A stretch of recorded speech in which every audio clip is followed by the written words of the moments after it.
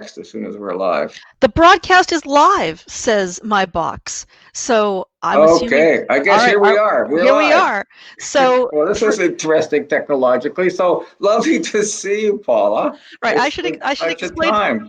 for people who are watching. I'm Senator Paula Simons. I'm an independent senator from Alberta, and I'm coming to you from Edmonton, Alberta, where it's now 10:02 Mountain Time. And this is the lovely Dr. Stan Kutcher, independent senator from Nova Scotia. Uh, uh, are you an acclaimed psychiatrist, a renowned psychiatrist, a Well, notorious I psychiatrist? think my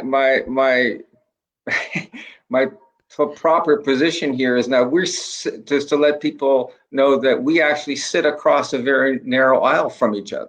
That's right. And So, we so should say not across the floor, but we're how how teachers put the bad children in the back row so that they're less obnoxious. That's us. well, that's true. And to my left, my seatmate is Senator Boom, which he fits the bill perfectly. That's right. So I sit with Senator Brazo, so that's it's quite a territory. So how are you doing during this COVID time, and what you up to? what am I up to? Well, I mean, this is it's a really interesting thing because I think like many people who end up in the Senate, I'm a type A driven workaholic type personality. So That I've noticed about you. I would one agree. of the very hardest things I think for a lot of us who are home is what are we doing to give our lives meaning and order? I mean, I realized when I joined the Senate that because I spent 30 years as a working journalist, um, I mean, I have self-diagnosed ADHD, and I realized that working in a newsroom where I had daily deadlines was very good for me because it gave me structure and it Yeah. compelled me to complete tasks in a timely fashion. So when I have lots of free, unstructured time, it actually makes me stressed and worried. So I have been filling my calendar with the help of my Senate staff. So I have been speaking to community leaders, to industry leaders, to leaders in the not-for-profit sector to try and figure out how I can be of assistance to them. Great. With my staff, I produced and put together a 5-part podcast about the history and culture and identity of Alberta. I've been writing op-ed pieces. I've been giving interviews. I've been taking French classes. My way of coping with stress is to be as busy as possible, sort of like a land shark. If I stop moving, I'm getting tired just listening to you. if I stop moving, I have an existential life crisis. So as long as I wake up every morning and my calendar has 8 things in it, then life feels like it's got some degree of normalcy. Well, that's so important because I think every person sets their own framework for helping them deal with whatever situation that they're in. There's no one single this size fits all for everybody, and hopefully that we're at the stage where we know ourselves well enough, like you were just sharing with me, that we are able to realize that and bring that into our lives as a way as a way forward, the way to give our lives meaning, as a way to give ourselves directions, because the direction has to come from within. Now, I mean, you are a doctor and a psychiatrist by training. So with the Senate, I want to explain to people it's not that we're just sitting around planting our gardens. I mean, there are Senate meetings happening. You serve on the Social Affairs Committee, so you're actually having committee meetings doing COVID oversight. But are you also functioning in your psychiatric medical role in any way? Well, that's a good question. I'm not working clinically right now, but what I am doing is spending an awful lot of time with organizations, uh, discussing issues related to mental health in this COVID time, helping people develop an understanding of what we're going through, doing some pretty deep dives on the information that's coming up and trying to make sense of it, both in terms of information coming from polls and other surveys in Canada, and also from the United Kingdom and from Yeah. the United States, and talking with my colleagues globally about what they're seeing and trying to understand these situations and what it means for us impactfully in that way, in addition to the Sochi work in Senate and other stuff we're doing in the Senate. Right. What I've seen you doing a lot also is you've been really active on social media talking about, I guess, what I'd call the danger of using pathological language to describe our very natural emotions in a time of crisis. And and I've seen you again and again saying, we should stop talking about anxiety and depression and using medical terminology for the way we're responding to this crisis. So I wondered if you could explain a bit more about why that is such a point of passion for you. Well, a colleague of mine wrote a book a while back called Saving Normal. It's an interesting title for a book. And in that book, he argues very appropriately well that we've had diagnostic creep in psychiatry and psychology over the last 2 decades, and that all sorts of normative human behaviors have now been given pathological designations. Now, the interesting thing about my colleague is that he was the chair of the DSM task force. Oh, wow. Okay, and the DSM, which I only know about from watching crime procedurals on television. What is the DSM? It's a diagnostic and statistical manual. It's one of the two frameworks that we use for diagnosis. So we have concerns about what I call diagnostic creep anyway.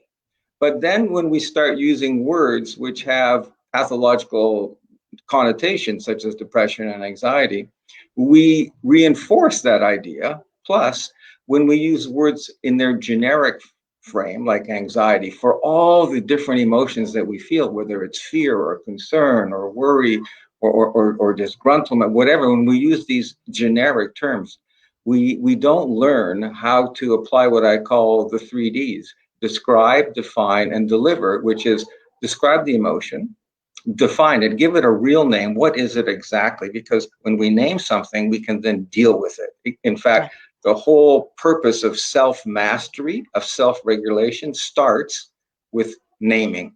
And if you name everything as anxiety, you think everything's anxious. If you name it as worry or concern or fear, then you can actually deal with it. So we have seen this slippage in language, and sadly, a lot of people in the mental health sphere are also using these words. It becomes sort of normalized to use pathological terms. It doesn't serve any of us well. It makes us think that we need treatment when we are just struggling with existential realities. And you struggle with these every day. I struggle with them. I do. Yeah. And they're not pathology, they're real life. And sometimes real life sucks and it feels bad. Mental health isn't about feeling good. It feels bad sometimes. Yeah. So do you worry? I mean, years ago, I had a conversation with Dr. Austin Martin, who's a schizophrenia activist in Alberta. He has a PhD, not in medical things, but developed schizophrenia as a graduate student and has led a remarkable life of academic excellence and advocacy while managing his schizophrenia. Mm-hmm. And the term he used for me was the worried well. And he said to me that he worried sometimes that people with serious conditions, like schizophrenia, like bipolar, got marginalized when there were sort of public relations campaigns around mental health. And he said now all the conversation is about the worried well instead of about people like me who have real medical conditions. And I don't know how you feel about that binary that Oh, I've heard that phrase before, and I don't want to discount the intensity of emotions that people can feel when they are faced with a difficult time in their life. If you're grieving the loss of a loved one, for example, or you've lost your job, I mean, that feels crap. I mean, you're demoralized. But if you've lost your job, you don't need psychotherapy and you don't need a pill. You need a job. So when we use those terms in a pathological manner, we start to give people Band-Aids, make them feel better for a short time, but we're not addressing the fundamental structural problems that we have to address in our society. I'm really worried about people who are migrant workers, people who are unemployed, people who are living in poverty, living with domestic violence, living with a chronic illness of some kind. I mean, those are the people that we need to ensure that the social resources that we have are directed to them.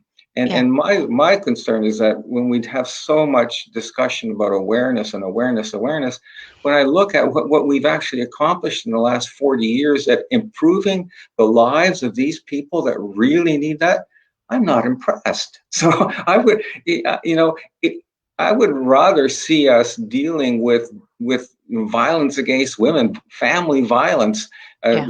problems in the home, than talking about I feel unhappy today, and so I need somebody to give me an app with a coloring book in it. I mean, that has its place, but it shouldn't take us away from where we need to go in our society. Yeah. I mean, when you're speaking to me now, I had a message on Facebook last night from my husband's aunt, who is an active senior, a very active senior, a very well and busy woman in her 80s. And she and her husband are living in a seniors facility in the Montreal area. Well, they've had a Mm-hmm. significant COVID outbreak where they live, and they've been told that they have to self-isolate in their small apartment for 3 weeks. Now, I imagine that she's both scared and angry, and maybe frustrated. But you're right. That's not a mental health problem. That's a that's a that's there are legitimate reasons for her to be upset. Oh, absolutely. And there are these challenges that we're facing now. They increase the upset that we have normally, Yeah, because and there's a purpose to that, because when we feel upset, what that is this emotional signal that tells us there's something that's a challenge or an opportunity in our environment that we have to pay attention to. That's what the signal is for. And, yeah, and then when we figure that out, then we can act. And then when we're successful, that signal tends to diminish. And if you look at the best data that I've seen on this comes from the United States and from Britain, where they've plotted perceived stress over time. And you see the curve going up during the beginning of the crisis, and then it just gradually goes down. And now, in the areas that are being studied, it's at pre-COVID levels. So it's exactly what one would feel. These aren't mental illnesses people are dealing with. These aren't overwhelming problems. But I don't want to underestimate people who, as I said before, are now unemployed. People who can't get served because they don't have a social insurance number. People yeah, who are migrant workers who are at the mercy of a merciless employer. I mean, kids who are living in the family violence. I mean, that's the groups of people I think that we have been neglecting in our mental health approach. I think that the yeah, provincial governments and federal governments have been not focusing on meeting those needs first, and those are the people that we need to meet. It sort of saddens me that in most crisis situations, it's always the people that are most vulnerable get hurt the most. yeah. And we really got to stop doing that. Now I mean, it was one of these memes that goes around, and so they're always a little bit facile, but this one sort of resonated with me, where somebody said, the expression "a rising tide lifts all boats." It says, well, it doesn't lift your boat if your boat has holes in it, then it sinks. Yes, yeah, And, or if it, yeah, yeah. yeah. Yeah, and I mean, I think that's the thing. If you come into a crisis situation with existing vulnerabilities, you're going to be that much more vulnerable. Everything will be exacerbated by the new Oh, challenges that you're facing. for sure. And all of us are facing challenges. I mean, I just had a FaceTime with my mom. This is the second FaceTime in 7 weeks. She can't hear. She sees very poorly. She's in hospital. She's been in hospital for 7 weeks. Oh, She fell wow. and broke her arm. She recovered from that, fell and split her head open. She's been in the hospital. No visitors. Yeah. Nobody can come to see her. She's isolated. And it was only about 2 weeks ago that the hospital finally got capacity to bring in an iPad so that we could actually FaceTime her. So we get 20 minutes every 2 weeks or so, because I have three brothers. And it is heart-wrenching to see how she's declined Yeah. so rapidly from the last time that I saw her. And I feel terrible, and I feel so badly for her, because she's not quite comprehending what's happening. She sort of comes in and out of understanding something, and it's really sucks. But Yeah. I don't, we can cope with this because that's how we roll. That's how human beings roll. We actually do that. So you turn to other people. You turn to other people in your family. You talk. You just get on with it. I mean, Yeah, that's really what we have to do. I know my mom has Alzheimer's, which has been getting the last year. There's been a really sharp decline in her acuity and capacity. And I'm really, really lucky. She's in a fantastic facility in Edmonton where they were extraordinarily proactive. They brought in much stricter visitor controls than even the provincial health officer had announced, and they did it very, very early. And as a result, they have not had a single case of COVID in Yeah. their quite large facility. Um, and so I'm really grateful for that. But visits with my mom are very difficult. We tried doing it on the iPad. She can't understand that the lights and sounds on the iPad are representations of people. She's kind of lost the visual literacy to Yeah. understand that that's me talking to her. So we tried that a couple of times, didn't work. Then we tried, they're letting us have outside visits where she can come and sit in a lawn chair 6 feet away from us in front of the facility, but we have to be masked.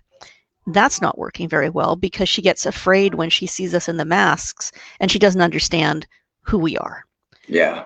What's worked the best has been they've set up an outside deck outside one of the vacant rooms, and they wheel her in and we can talk to her through the window, and in that way she can see our faces even though we have to yell to make ourselves heard. Right. But it's been one of the most horrifying parts for our family, is that inability to help our elders who need to be helped, people that you just want to reach out and hug them. You just want to be able to do something physically to be with them. And it's great that, that I'm able to talk to my cousins around the world on Zoom, that I'm able to talk to my fellow senators on Teams, but nothing replaces the ability to be one-on-one with an elderly relative who's failing. And it's been for me one of the hardest parts of this whole thing is to watch my mom's decline. And I'm really worried that by the time I get to see her live and in person, she may not recognize me at all. Well, and I'm so sad to hear that. And that experience, my experience, it's the experience of so many people these Yes. days.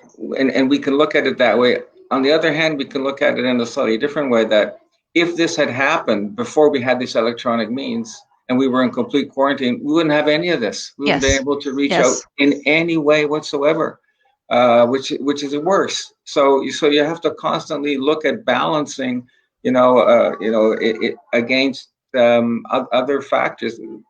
People that are friends who have survived war and severe trauma from Syria, for example, say, "You think this is bad? You should have Yeah. been to Aleppo." I mean, it's so we have to keep things in perspective.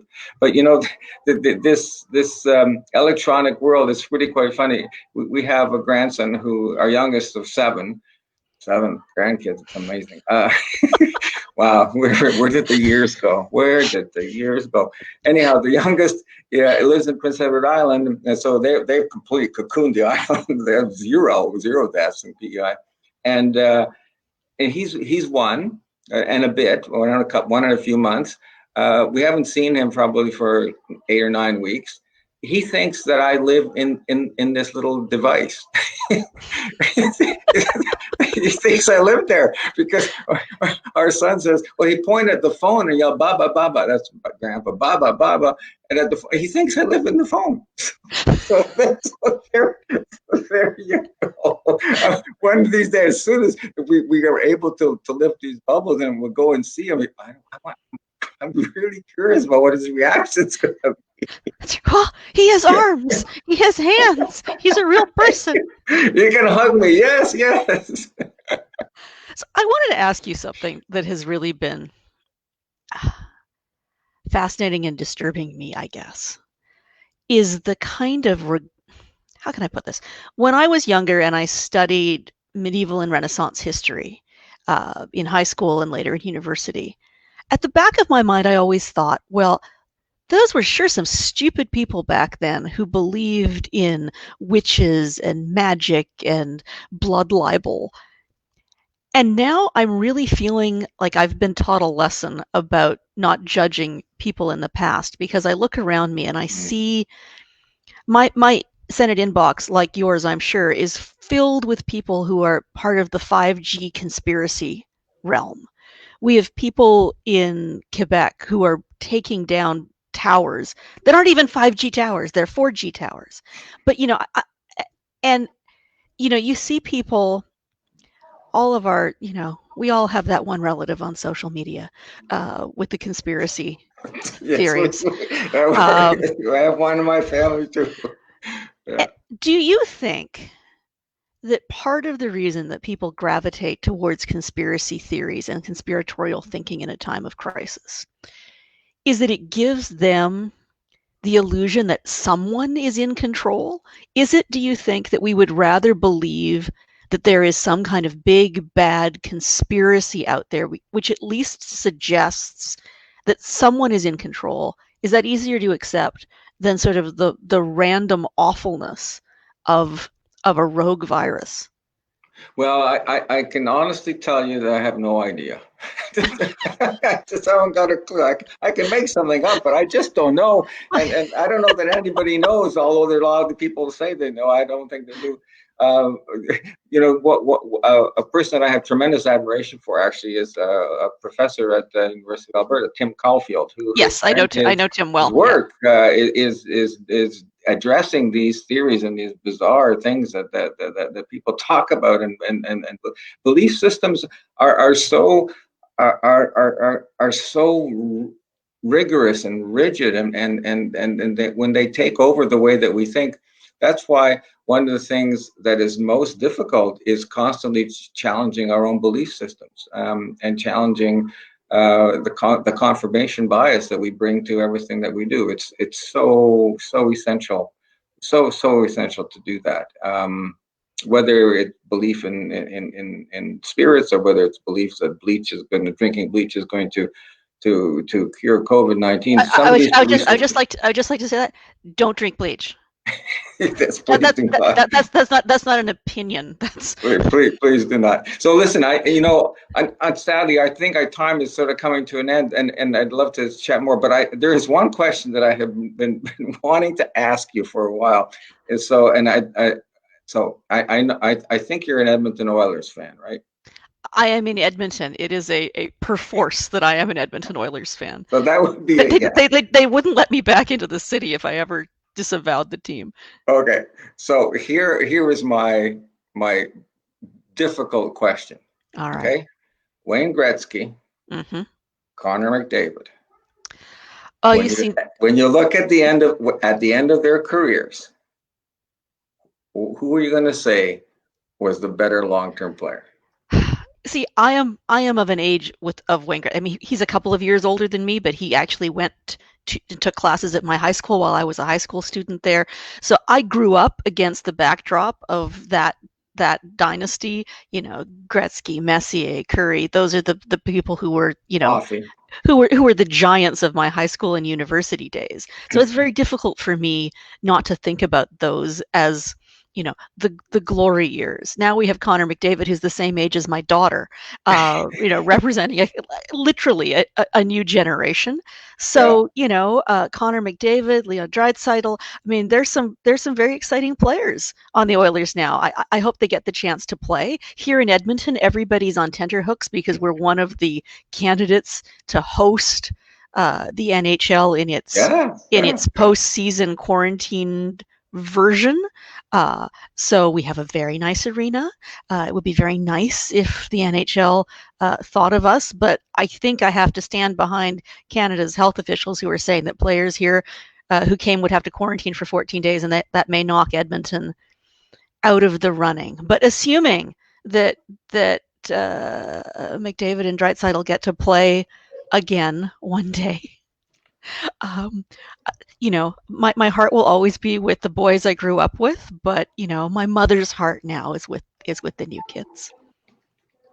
There, that's a very that's the senatorial diplomatic answer. Diplomatic. Because diplomacy has always been my long suit, Stan. Well, listen, it's been delightful seeing you, I, and I, I, delightful I having a chance to chat. I miss you. I mean, this is one of the secrets of the Senate I have to tell people is like, I'm 55. I sort of thought I was done making friends because when you're in your mid 50s, you figure, okay, those are my friends.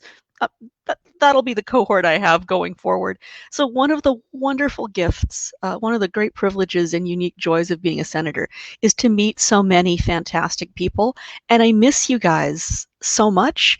And I hope that forces will allow us to be together again soon. Yeah, same for me. I miss you. I miss all our colleagues. They are really amazing people.